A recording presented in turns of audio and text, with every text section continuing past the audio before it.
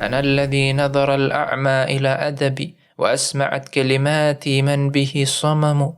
I am the one whose literature is seen by the blind and whose words are heard by the deaf. Isn't it a bit awkward to praise oneself? Well, the Arab poets did not seem to think so. When it came to shameless self-promotion, some of them did not feel a need for restraint. Self-praise and sometimes downright narcissism is a common theme in Arabic poetry. However, if you really think about it, empty words carry no weight on their own. Praising yourself will only bring ridicule. But what gives any weight to words are really the actions that follow.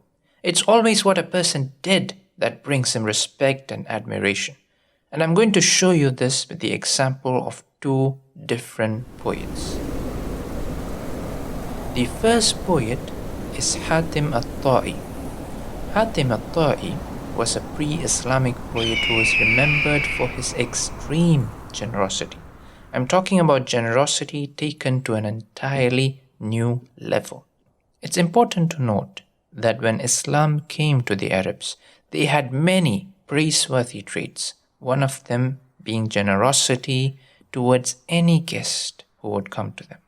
And Islam did not come and demolish these good values that existed in the society, but rather it affirmed and encouraged many of these traits. So Hatim al-Tai was a prince, and he was so generous that it is said he slaughtered 10 camels every single day to feed his guests. This might be a bit hard to believe, but even the Caesar of Rome heard of his extreme generosity, and he wanted to test Hatim. And he had also heard that Hatim had an extremely valuable horse, which was very dear to him. So the Caesar sent an emissary to him to ask for the horse as a gift, and this was going to be a test for the generosity of Hatim. When this man came to Hatim, he did not know that he was there on behalf of the Caesar, but as usual, he welcomed him and fed him. And then the emissary stated his purpose and asked for the horse, and Hatim said, I could not find anything to slaughter in order to feed you, so I slaughtered the horse. Subhanallah. The emissary was amazed and he said, Wallahi, laqad ra'ayna minka akthara mimma sami'na. By Allah, we have seen from you that which is better than what we have heard.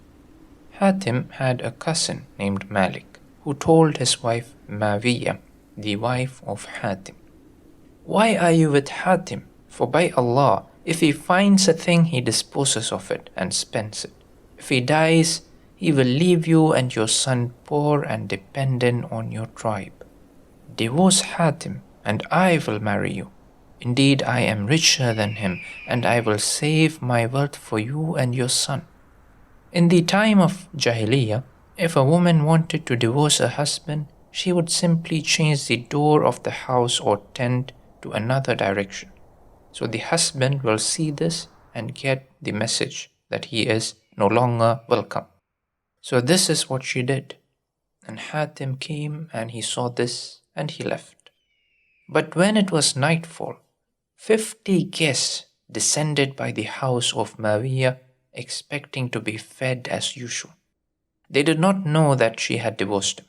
So Mawiyah sends her servant to this man, Malik, asking him to feed them, because he is going to be her new husband. And he told the servant, I have left my trade. I'm not working right now, and I don't really think so. I'm not going to slaughter all my animals to feed these people, and I don't have enough milk for you.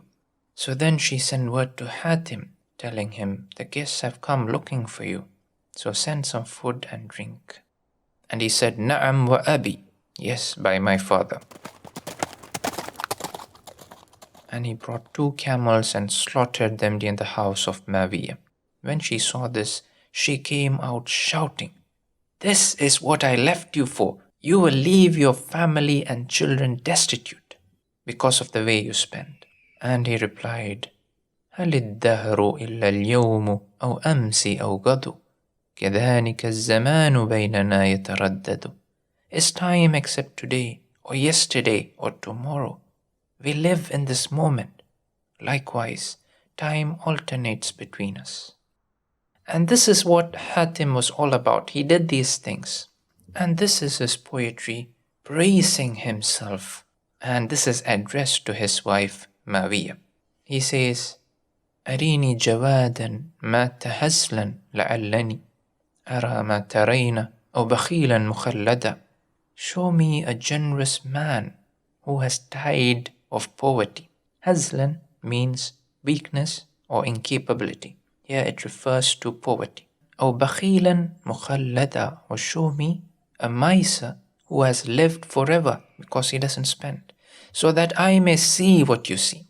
ألم تعلمي أني إذا الضيف نابني. O Mawiya, do you not know that if a guest engages me, وعز القرى أقري السديف المسرهدة, and the feasts are hard to be found, meaning that it is a time of difficulty when people find it hard to feed their guests. There is barely enough to go around. What will I do? أقري السديف المسرهدة. I feed pieces from the camel's hump. The hump of the camel is considered the best part of it. So he means that he slaughters the camel to take its hump. Then he slaughters the next one to take its hump, and then the next one, because he wants to feed all of his guests the best part of the camel. This was the generosity of Hatim al-Tai. And what gives weight to his words are really his actions. He is remembered because he used to back up what he said. Now, let's look at a person who was arrogant, delusional, and narcissistic. There was a poet in the Abbasid era named Al-Mutanabbi. Although his poetry was beautiful and elegant, he crossed all lines when it came to praising himself. Let's listen to some of these lines. He says, سيعلم الجمع ممن ضم مجلسنا بأنني خير من تسعى به قدم. The group of people who have joined our gathering will come to know that I am indeed the best to have walked. I am the best whose feet have carried him. I am the best person in existence. Subhanallah. أنا الذي نظر الأعمى إلى أدبي وأسمعت كلماتي من به صمم. I am the one whose literature is seen by the blind and whose words are heard by the deaf. He says, إذا رأيت نيوب الليث بارزة فلا تظنن أن الليث يبتسم. If you see the lion's canines, the front teeth, do not think that the lion is smiling. He's talking about himself. الخيل والليل والبيداء تعرفني والصيف والرمح والقرطاس والقلم. The steed, the night, and the desert all know me. As to the sword, the spear, the paper, and the pen. The steed, the night, the desert, the sword, and the spear all know me, meaning that he is no stranger to war and he is extremely brave. So does the pen and the paper, the qartas and the qalam, alluding to his intellectual pursuits, that is his literature, his eloquence, his poetry. So he didn't really leave anything. He is extremely brave in the battlefield, in war, but he is also extremely intelligent and he is a master of the paper and the pen. And see what happens to him. A man he had insulted caught up with him and he wanted to kill him. Al-Mutanabbi ran away, but his son reminded him, Are you not the one who said, Al-Khaylu wal-Laylu wal-Bayda'u ta'rifuni, was-Sayfu wal-Rumhu wal-Qartasu wal-Qalamu? He said, My son, you have killed me. And he went back to these people and fought and was killed. This was the end of Al-Mutanabbi. He died trying to live up to this false image that he had built for himself. So remember, empty words can only do you harm, and it is our actions that remain after we are no more, and actions speak louder than words.